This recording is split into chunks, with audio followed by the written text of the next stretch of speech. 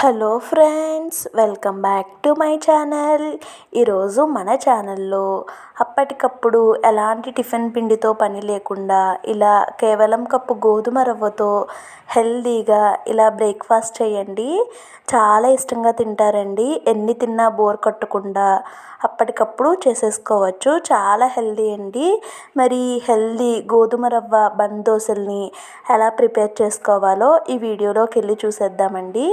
అంతకంటే ముందుగా వీడియోని స్టార్ట్ చేసే ముందుగా వీడియోకి ఒక చిన్న లైక్ అయితే ఇచ్చేసేయండి ఫ్రెండ్స్. ఇక వీడియోలోకి అయితే వెళ్ళిపోదామండి.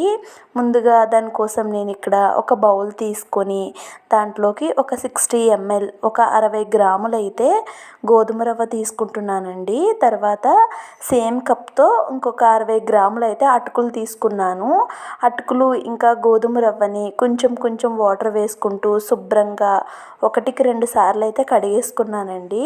కడుక్కున్న తర్వాత మనం ఏ కప్తో అయితే రవ్వ ఇంకా అటుకులు తీసుకున్నామో అదే కప్తో హాఫ్ కప్ కంటే కొంచెం ఎక్కువగా పెరుగు అండ్ అలానే కొంచెం వాటర్ వేసి మొత్తం కలిపేసుకోవాలండి.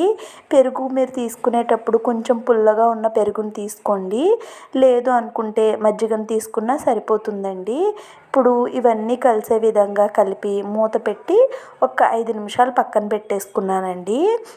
5 నిమిషాల తర్వాత ఇవైతే పర్ఫెక్ట్గా నానిపోయినాయండి. రవ్వ ఇంకా అటుకులు ఇంకా మజ్జిగ ఇవన్నీ పర్ఫెక్ట్గా నానిపోయినాయి. ఇప్పుడు వాటిని మిక్సీ జార్లోకి తీసుకొని మిక్సీ చేసేసుకున్నానండి. చూడండి, మెత్తగా అయితే మిక్సీ చేసేసుకున్నాను. ఇక్కడ బ్యాటర్ కన్సిస్టెన్సీ అనేది ఈ విధంగా ఉందండి. ఇంకా నేను ఎటువంటి వాటర్ యాడ్ చేయలేదు, డైరెక్ట్గా అయితే మిక్సీ పట్టేశానండి. ఇప్పుడు దీన్ని పక్కన పెట్టుకొని స్టవ్ వెలిగించి ఒక ప్యాన్ పెట్టుకుంటున్నానండి. ప్యాన్లోకి కొంచెం అయితే ఆయిల్ వేసుకుంటున్నానండి. ఆయిల్ వేసుకొని ఆయిల్ హీట్ అయిన తర్వాత 1/2 టేబుల్ స్పూన్ ఆవాలు, 1/2 టేబుల్ స్పూన్ మినపప్పు, 1/2 టేబుల్ స్పూన్ అయితే జీలకర్ర, 1/2 టేబుల్ స్పూన్ పచ్చిశనగపప్పు అండి. ఇవన్నీ వేసుకొని వీటిని ఒకసారి అయితే ఫ్రై చేసుకోవాలండి. ఇవి కొంచెం ఫ్రై అయిన తర్వాత ఇలా చిన్న చిన్న పీసెస్గా కట్ చేసుకున్న ఒక మీడియం సైజు ఆనియన్ వేసుకున్నానండి. తర్వాత ఒక 2 పచ్చిమిర్చి కూడా వేసుకుంటున్నాను.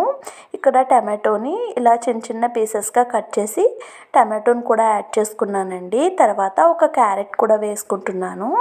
ఒకవేళ మీరు క్యారెట్ ఇలా ముక్కల్లో వద్దు అనుకుంటే తురుముకొని కూడా వేసుకోవచ్చండి. నేనైతే ఇలా కట్ చేసి వేసుకున్నాను. ఇందులో కీరా కూడా వేసుకోవచ్చండి, తురుముకొనైనా. లేదు అనుకుంటే ఇలా పీసెస్లా కట్ చేసుకొని కూడా వేసుకోవచ్చు. ఇక్కడ వెజిటేబుల్స్ బాగా ఫ్రై అయిపోవాల్సిన పని లేదండి. కొంచెం ఫ్రై అయిన తర్వాత స్టవ్ ఆఫ్ చేసేసి ఇక్కడ మనం ఆల్రెడీ మిక్సీ చేసి పక్కన పెట్టుకున్న పిండిలోకి అయితే వీటిని ట్రాన్స్ఫర్ చేసుకున్నానండి. తర్వాత టేస్ట్కి సరిపడే అంత సాల్టు, ఇక ఫైనల్గా ఫ్రెష్ కొత్తిమీర, కరివేపాకు కూడా వేసేసుకున్నానండి.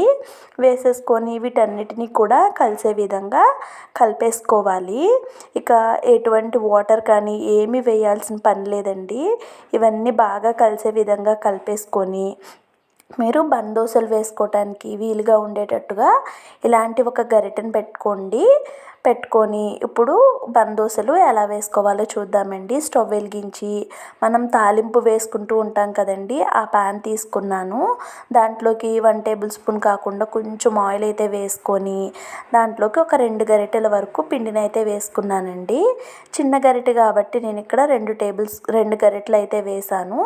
అదే పెద్ద గరిటె అయితే ఒకటే వేసుకోండి. మరీ ఎక్కువ వేస్తే తిరిగేసేటప్పుడు ఇబ్బంది అవుతుంది. మూత పెట్టి ఒక 2 నిమిషాల పాటు అలా వదిలేస్తే మనకి ఈజీగా టర్న్ అయిపోతుందండి. టర్న్ అయ్యేటప్పుడు కొంచెం చూసుకుంటూ తిప్పుకుంటే పర్ఫెక్ట్గా అయితే ఈ బన్ దోశలు అయితే వచ్చేస్తాయండి. వస్తాయా రావా అనే డౌట్ కూడా ఏమీ ఉండదు. ఒకవేళ మీరు డైట్ చేస్తున్నాము, ఇంత ఆయిల్ కూడా మేము తినలేము అనుకుంటే నేను ఆయిల్లో ఫ్రై చేశాను కదండి వెజిటేబుల్స్, ఆ ప్రాసెస్ని స్కిప్ చేసి మీరు డైరెక్ట్గా పిండిలోనే వేసేసుకోవచ్చండి.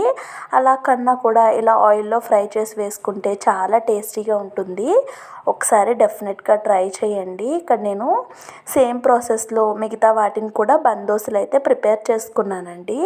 చాలా తక్కువ టైం ఉన్నప్పుడు ఇలా ఒకసారి ట్రై చేయండి. మనం రవ్వ నానబెట్టిన టైంలో వెజిటేబుల్స్ కట్ చేసుకుంటే హెల్తీగా ఎర్లీ మార్నింగ్ పిల్లలకైతే ఇలా బ్రేక్ఫాస్ట్ చేసి పెట్టచ్చండి. మరి హెల్తీ బందోసా రెసిపీ మీకు ఎలా అనిపించిందో ఖచ్చితంగా కామెంట్స్లో షేర్ చేసుకోండి. అండ్ అలానే ఈ వీడియో కనుక నచ్చితే వీడియోకి లైక్ చేసి మీ కామెంట్లు షేర్ చేసుకోండి.